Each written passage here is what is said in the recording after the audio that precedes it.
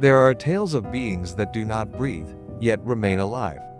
Of flying discs that crashed into the desert during the peak of a summer storm, only to be hidden beneath a lie that has endured for more than half a century. You've likely heard the name Roswell.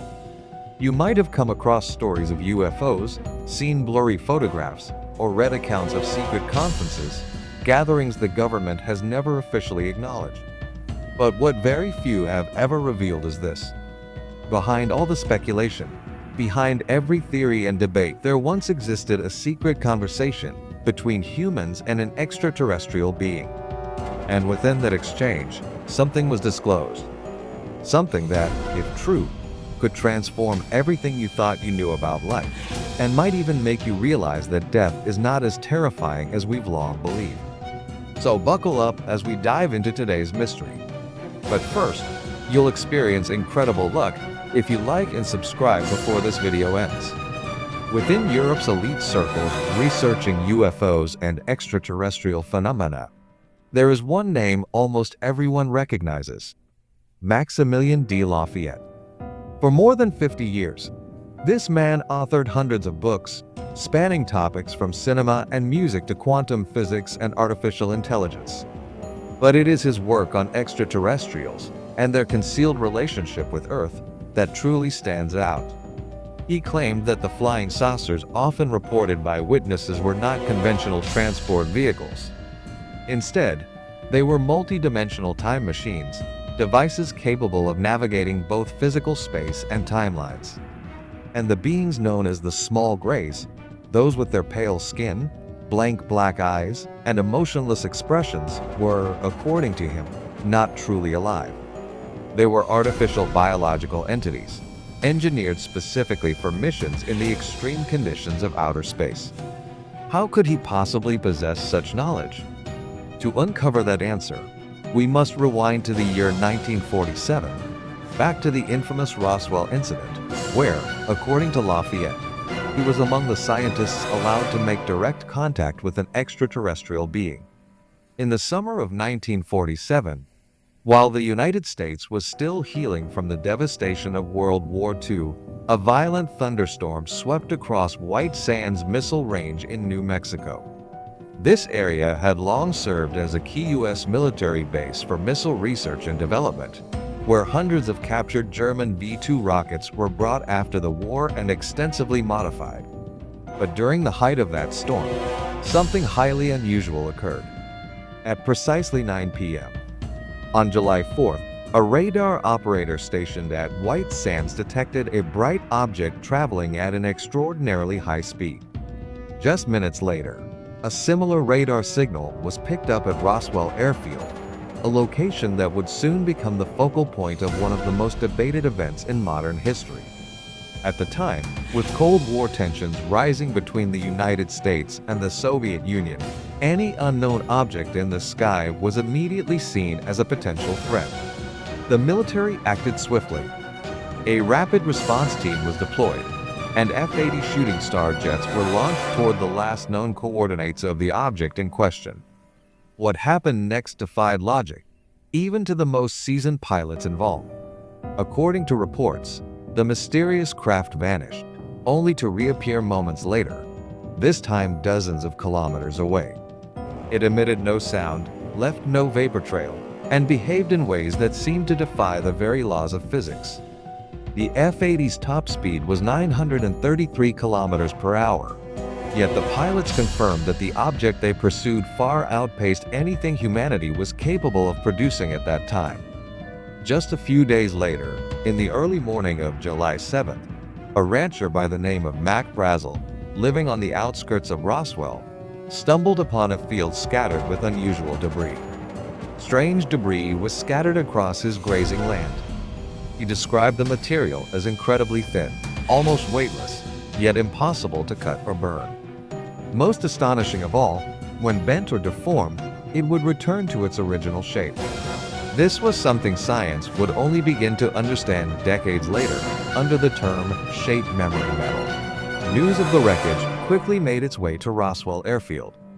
On July 8th, the military released a stunning statement. The United States Army has recovered a flying disc that crashed near Roswell. The announcement sent shockwaves across the country. Local newspapers ran bold headlines. People everywhere were talking about it. Researchers and skeptics alike were left speechless.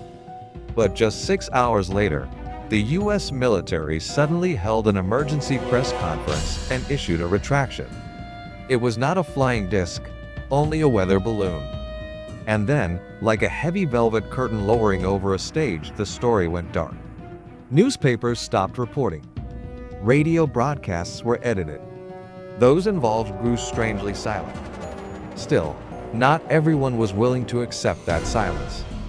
In 1978, a physicist and aerospace expert named Robert Wood quietly began to reopen the Roswell case. Robert was no outsider to the world of defense technology. He had worked for Douglas Aircraft and later, McDonnell Douglas, one of America's largest military contractors, responsible for legendary fighter jets like the F-15 Eagle. What few people knew, however, was that in 1968, the same company had secretly funded a $500,000 research project focused on unexplained aerial phenomena, with the Roswell incident at the heart of the study. And the man selected to lead that investigation? Robert Wood. But Robert knew he couldn't handle such an investigation alone. So he recruited a young, passionate physicist to join him. Stanton Terry Friedman. It was Stanton Friedman who would eventually dedicate his entire life to uncovering the truth behind Roswell. In June 1978, during a small conference held in the suburbs, Friedman met Major Jesse Marcel, a former intelligence officer with the United States Air Force, and the very first person to arrive at the crash site in 1947. Marcel stated plainly, "What I recovered from the site could not have been a weather balloon. It was something that had never existed on Earth. To this day, I still don't know what it was." Alongside Marcel, another witness emerged. Colonel Thomas DuBose, who had been present at the now infamous 1947 press conference. He admitted that the photo of the so-called weather balloon had been staged, a direct order from above, and he had simply followed instructions. The deeper Stanton Friedman dug, the more pieces of the puzzle began to surface. He uncovered testimonies from numerous individuals who had lived in Roswell at the time of the incident. One of them was Glenn Dennis, an employee at the local funeral home. He recalled that on July 8, 1947, the military called him requesting 3 small metal coffins. When he delivered them to the base, he saw military vehicles stationed around the area and felt an overwhelming air of secrecy. Later, a nurse he knew confided in him. She had been assigned to assist in the examination of bodies that were not human. She described them as emitting a strange odor, having thin, hairless skin, and glossy black eyes, features unlike anything she had ever seen on Earth. Friedman didn't stop at collecting witness accounts. He began mapping out locations, constructing timelines, and even tracing the possible flight path of the object. He cross-referenced all of it with declassified military documents released years later. And what he discovered sent chills down his spine. It hadn't crashed in just one location. It may have broken apart midair, with a second impact site found just a few kilometers from where the initial debris had been discovered. When the U.S. military arrived at the Roswell crash site, they didn't find only scattered wreckage. They recovered 2 lifeless bodies, one entity showing severe injuries, and another that had survived. The surviving being was described as small in stature, with pale gray skin and deep, unblinking black eyes. It did not speak. It barely moved. Yet it displayed no signs of fear. What shocked the military doctors most was that the being had a detectable heartbeat, but it did not breathe. It also appeared to need no food or water to remain alive. An officer stationed at Walker Air Force Base Hospital later recalled that strange experiences began to occur. They started sensing thoughts coming from the entity. Vague words, images, and emotions began surfacing in their minds, even though no sound was exchanged. At first, this was dismissed as hallucinations caused by trauma, a reaction to the shocking event. But when more and more personnel began reporting the same phenomena, the government assembled a team of special experts. And so, in early 1948, the first conversation between humans and an extraterrestrial being took place. The specialists used sound conversion equipment in an attempt to communicate, but the being continued transmitting concepts far beyond human comprehension. The message was clear. We are not physical life forms. We do not breathe, we do not eat, we do not sleep, and we do not feel pain. We simply borrow a physical frame to appear in your world. One of the scientists asked, "If you're not a living being, then why can we see you?" The being calmly responded, "You are machines as well. You exist through bone, muscle, blood, nerves, and bioelectricity. You eat, inhale, and excrete. We exist through cosmic energy. Your body is only a biological shell. Your soul is no different from ours."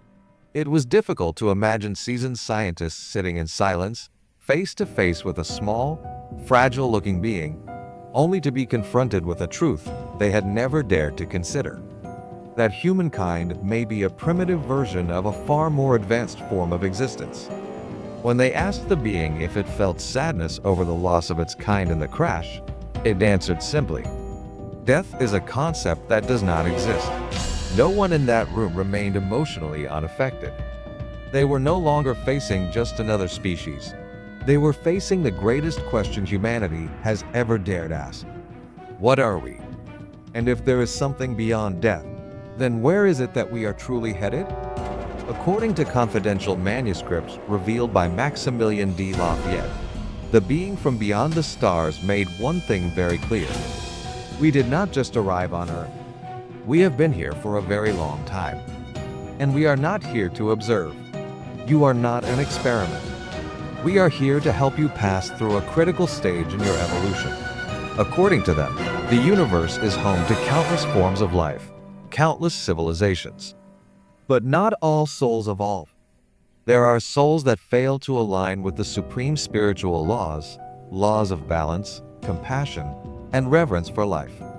Instead, these souls act on base instincts, waging war, creating division, abusing knowledge to dominate, using technology not to heal, but to destroy. And for that reason, a decision was made at the highest levels of the universe. Earth was chosen, not because it was special, but precisely because it was isolated, remote, and harsh, an ideal proving ground for misguided souls. Earth was selected because it contains a rich ecosystem, a variety of climates, terrains, and species, making it the perfect testing ground. The conditions on Earth are designed for each soul to encounter hundreds of thousands of different situations. In these diverse experiences, the soul is meant to learn emotional balance, to transcend desire, to face fear, and ultimately to understand that existence is not solely material. According to the alien being, time on Earth moves much more slowly than on other planets. This isn't a physical difference, but rather a spiritual mechanism. Time slows here so that the soul has ample moments to reflect, to feel regret, to make corrections, and to choose differently. They explain that beyond Earth's atmosphere lies an invisible plasma energy belt. It cannot be seen with the naked eye, nor can it be detected using current technology, but it acts as a barrier, preventing exiled souls from escaping the planet. At the time, some thought this idea was simply a philosophical metaphor. But decades later, as the world plunged into an era of unprecedented turmoil, people began to view that prophecy with a new sense of urgency and seriousness. According to Maximilian de Lafayette, the era in which this seal, also referred to as the invisible plasma belt encircling Earth, begins to weaken is the same era in which humanity starts confronting phenomena that extend far beyond modern science. One of the earliest signs was a sudden increase in USO unidentified submerged object activity, encounters with mysterious craft not in the skies, but beneath the ocean's surface. Unlike UFOs, which are seen soaring through the air, USOs appear and vanish silently from the sea's depths. As Lafayette described, these objects can ascend from underwater at astonishing speeds without producing even a single splash. Not one droplet clings to their surface, as if they are surrounded by an invisible energy field, completely shielding them from interaction with the material world. Even more alarming is the fact that the number of witness reports involving USOs has been rising exponentially. Places like the Bermuda Triangle, the Caribbean Sea, the coasts of Chile, and even the waters surrounding Japan have become hotbeds for such incidents.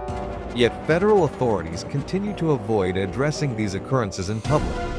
Lafayette believed that this rise in activity is a clear indication that Earth is entering a transitional phase, a period in which humanity will be forced to face enormous environmental, military, and spiritual upheavals.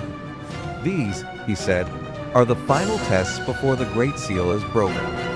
But that prophecy was never meant to inspire fear. It was meant to give each person a choice. Because if the soul truly is a form of life beyond the material, then this final test is not a war between civilizations. It is a reckoning within each of us, a personal confrontation with our own actions, decisions, and beliefs. It is a test of our compassion, a test of our ability to rise above fear, a test of whether we can overcome our instincts and remember who we truly are. If you've ever heard a strange story that no one could explain, or if you've experienced something that completely changed the way you view this world, feel free to share your thoughts in the comments below. And if you'd like to continue exploring mysteries like this one, don't forget to subscribe to the channel and turn on notifications. Thank you for staying with us until the very end.